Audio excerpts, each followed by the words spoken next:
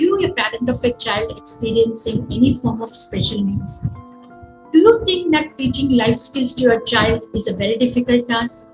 Then here I have some solution for you. I've brought to you 5 steps to build life skills to your child with special needs. Hi, I'm Anuradha Deshpande, mother of a young man experiencing developmental disabilities, and I'm also a clinical psychologist, counselor, and a special educator, and currently a digital disability coach. I'm founder of Care and Care Life Skill Academy, and I'm on a mission to empower 100,000 parents of children with special needs to build life skills in them and lead a life of independence and dignity. And through my channel, Dignity in Disability, I bring to you 2 weekly episodes of Tuesday Tats and Friday Facts. And in this edition of Tuesday Tats, I talk to you about 5 steps to build skills to your child with special needs. So let us go to our mind map and see what it has to offer to us. Welcome to the mind map. This is 5 steps to build life skills for children with special needs. So the first step is evaluation. What is evaluation? Before you start teaching any skills to your child, baseline evaluation is a very important step. Baseline evaluation helps you to know the current level of functioning of your child, which will help you to gauge the progress of your child and also the impact of the program you are implementing. And what are the benefits of this evaluation? Through this evaluation, you will know the strengths and challenges of your child. Once you know the strength, you can use those strengths to build challenging skills to them. And then it helps you to see the areas of priority. There are hundreds of skills to be taught to your child, but when you evaluate your child, you will know which area has to be prioritized. Then it helps you to prepare a program.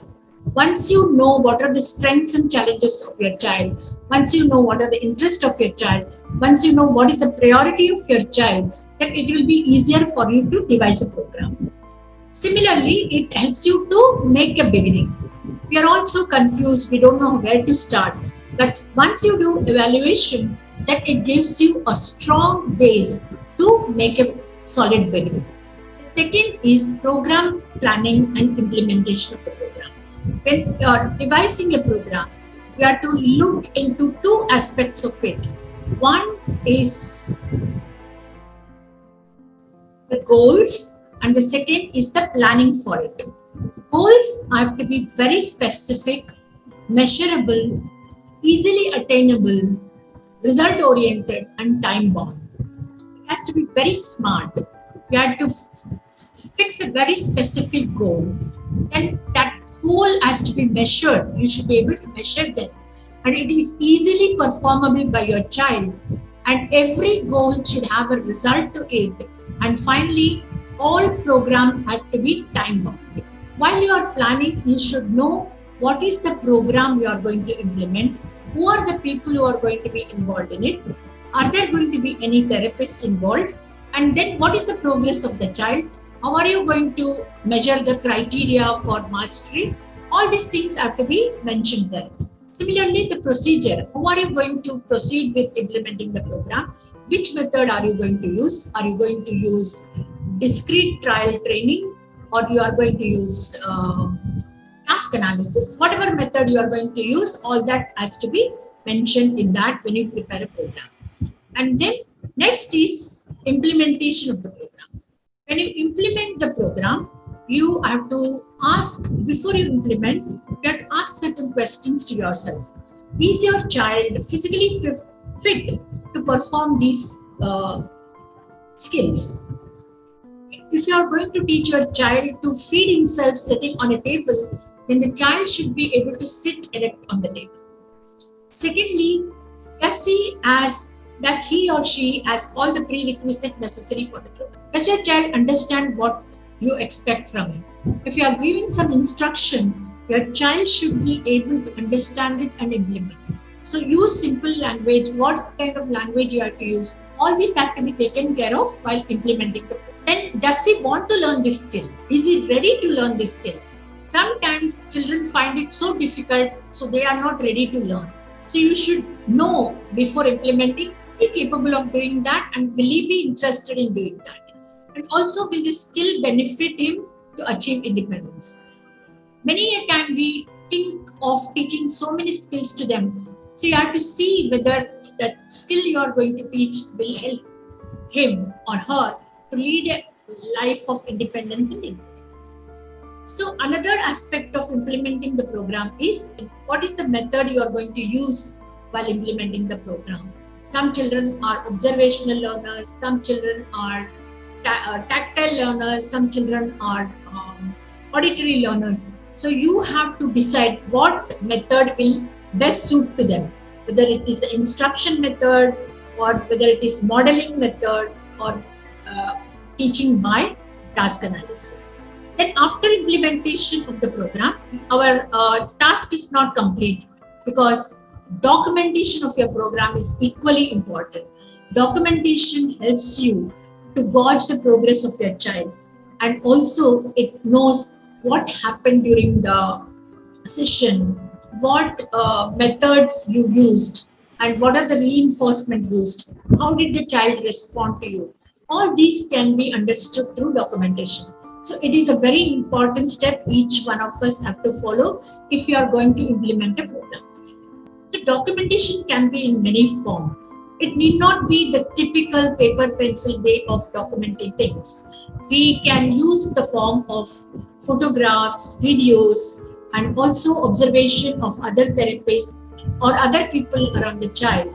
And the best method is also to take excerpts of the children's discussion after the uh, task is implemented, their comments, their explanations, their intentions about the activity.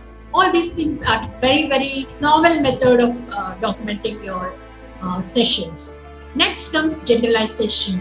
No skill is completely learned until you generalize them across various settings. A child who learns to eat at home should be able to eat at school, at a friend's place, and also at a restaurant. So this skill has to be, any skill has to be generalized across all the settings. So how do you go about teaching them is teach them in a different setting at home, then use actual objects to teach them. If you are teaching them money skills, then use actual notes and points. And then take the child to a community and give them that exposure. If you have taught your child to make list of things, then take them to a grocery shopping and ask them to prepare a list and go and use that list to buy those groceries. So generalization is a very, very important aspect of learning and teaching. And finally, review. If you learn a skill and you don't review it from time to time, then it may fade away from your memory.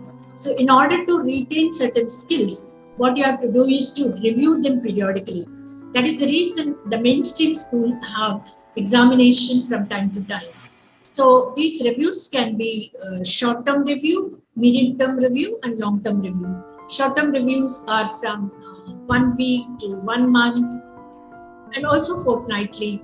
Medium terms are monthly and quarterly. Long terms are yearly and yearly. If you implement all these 5-step method, then you can go about teaching any skill to your child. If you like this video, please go and subscribe this channel and ring the bell icon so that you will be the first person notified about Tuesday Facts and Friday Facts. And also share your thoughts and ideas in the comment box so that I can make more videos on the subject you want me to make videos. And also mentioned in the description box is my link to exclusive Facebook group for parents. Please join the group where I go live every day talking on various topics regarding skills, of children with special needs. So let us meet on Friday with an episode of Friday Facts. Till then, goodbye and take good care of yourself. Thank you.